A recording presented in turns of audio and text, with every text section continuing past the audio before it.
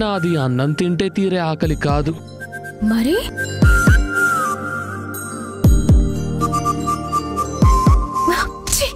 ఊరుకోండి. ఊరుకోవడం కాదు, భర్తని పస్తులుంచటం మహా పాపం. అవును, మరి నేను వద్దంటే ఆగిపోయేటట్టు ఓవర్ యాక్షన్ చేయకండి. అంటే ఈరోజు ముందు మీరు ఫ్రెష్ అయ్యండి. భోజనం చేసిన తర్వాత ఆలోచిద్దాం. ఆలోచిద్దాం అన్నావంటే ఆచరణలో పెట్టినట్టే కదా. అబ్బా సర్లే గాని ఏమండి, రేపు సరదాగా ఎక్కడికైనా వెళ్దామా అండి? ఎక్కడికైనా అంటే? అంటే ఉదయాన్నే గుడికి వెళ్దాం, ఆ తర్వాత బ్రేక్ఫాస్ట్ చేసి మూవీకి వెళ్దాం, లంచ్కి బిర్యానీ తిని ఈవినింగ్ ఏదైనా పార్కులో తిరిగి నైట్కి తిరిగి ఇంటికి వచ్చేద్దాం. రేపంతా ఇంటికి రాకుండా బయటే తిరుగుదామంటున్నావా?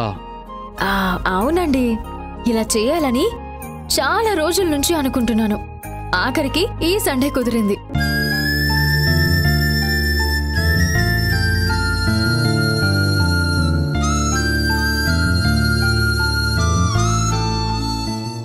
సారీ సంధ్య, ఈసారి కూడా కుదరదు. ఎందుకు? రేపు సూర్యని భోజనానికి రమ్మని చెప్పాను. రేపా? అవును, చాలాసేపు రిక్వెస్ట్ చేస్తే ఆఖరికి ఒప్పుకున్నాడు. వచ్చిన వెంటనే చెప్పాలనుకున్నాను, మర్చిపోయాను సంధ్య, ఇప్పుడే గుర్తొచ్చింది. అది చెప్పకపోవటం వల్ల నువ్వేమో చాలా చాలా ప్లాన్ చేసుకున్నావు. సరే పోనీ సూర్య నెక్స్ట్ వీక్ రమ్మని చెప్పనా? వద్దొద్దు, రేపే రమ్మని చెప్పండి. చాలా రోజుల నుండి పోస్ట్ పోన్ అవుతుంది.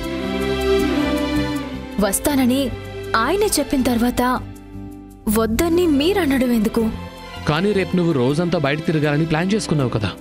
నా ప్లానింగ్ ఏముందండి, మనం ఈ వీక్ కాకపోతే నెక్స్ట్ వీక్ అయినా వెళ్ళొచ్చు. మీ ఫ్రెండ్కి కుదురుతుందో లేదో.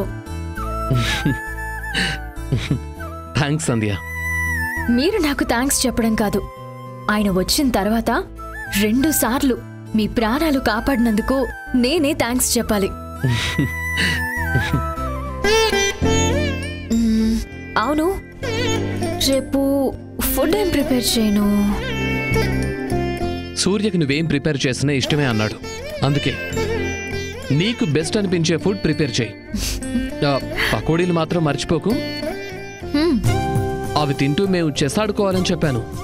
అవి చేస్తానండి, కానీ మొట్టమొదటిసారి మన ఇంటికి వస్తున్నప్పుడు మనకి నచ్చింది కాకుండా ఆయనకి నచ్చింది ప్రిపేర్ చేస్తే మంచిది కదా అని. సూర్యకేమిష్టమో నాకు కూడా తెలీదు, నేను అడగలేదు. ఒక పంచే,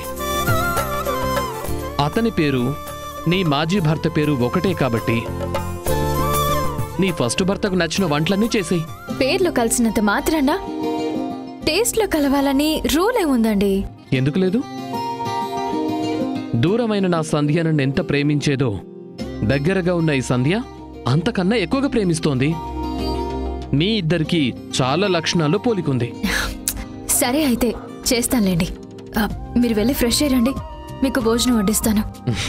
సరే.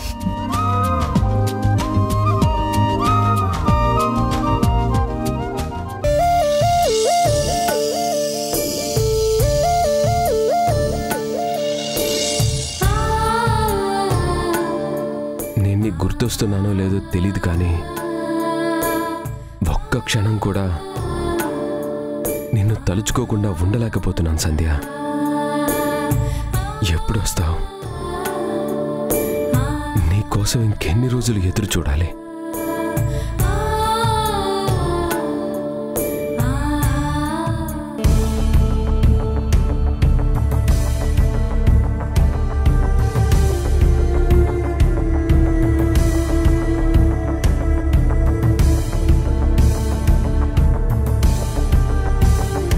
నాన్నా సూర్య, ఇంకా నిద్రపోలేదా?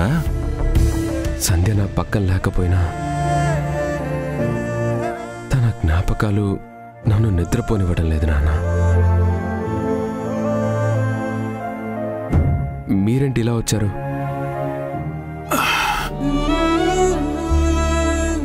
ఏం లేదు సూర్య, ఈరోజు వాకింగ్కి వెళ్ళినప్పుడు రాఘవ అని నా ఫ్రెండ్ కలిశాడు. మాటల్లో మాటగా నువ్వు వచ్చావని, సెక్యూరిటీ ఆఫీసర్గా జాబ్ చేస్తున్నావని చెప్పాను. ఆర్మీలో ఉండి కూడా సెక్యూరిటీగా పనిచేయడం ఏంటని కొంచెం చిన్నచూపుగా మాట్లాడాడ్రా. నాకేం చెప్పాలో తెలియలేదురా. ఆయన చెప్పారనే కాదు సూర్య, మిలిటరీలో పనిచేసొచ్చి ఇలాంటి ఉద్యోగం చేయడం నాకు కూడా నచ్చడం లేదురా. ఇంట్లో నీకు ఏం ఊసిపోవడం లేదని ఉద్యోగం చేయడానికి ఒప్పుకున్నాను, కానీ నిజం చెప్పాలంటే ఈ ఉద్యోగానికి వెళ్ళడం నాకు కూడా ఇష్టం లేదు. సైనికుడిగా ఉన్న మర్యాద సెక్యూరిటీగా పనిచేస్తున్నప్పుడు ఉండదు కదా. అక్కడ పని కూడా ఎక్కువగా ఉంటుంది.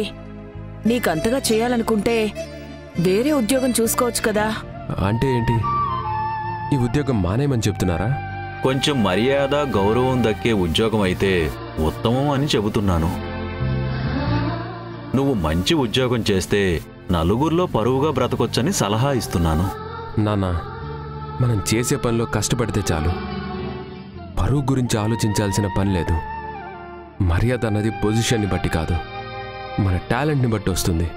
నీ టాలెంట్ని ఇలాంటి చిన్న చిన్న ఉద్యోగాల కోసం వృధా చేసుకోవడం ఎందుకు సూర్య? నాన్న, మీకు అర్థం కావడం లేదు. నేను ఈ జాబ్ని జీతం కోసం పనిచేయటం లేదు. ఇంట్లోనే ఉంటే నాకు సంధి ఆలోచనలు ఎక్కువ అవుతున్నాయి.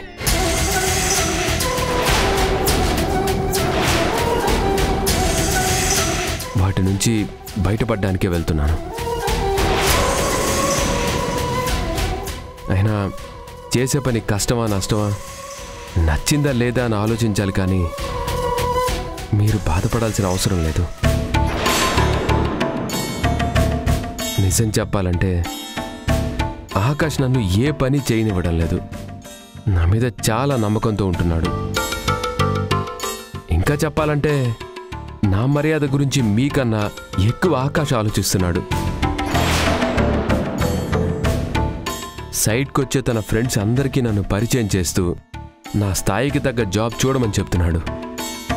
కానీ నాకు అది కూడా ఇష్టం లేదు.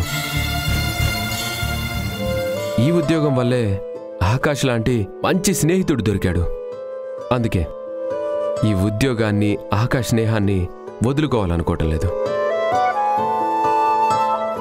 నేను బాధపడితే మీరు ఆలోచించాలి, కానీ సంతోషంగా ఉన్నప్పుడు ఇలాంటి అనుమానాలు, ప్రశ్నలు ఎందుకు? అనుమానం అని కాదు నాన్న, వేరే ఉద్యోగం. ఏ ఉద్యోగం వద్దు నాన్న, ప్రస్తుతానికి చాలు. సంధ్య వచ్చిన వెంటనే మీరు చెప్పకపోయినా మానేస్తాను, సరేనా?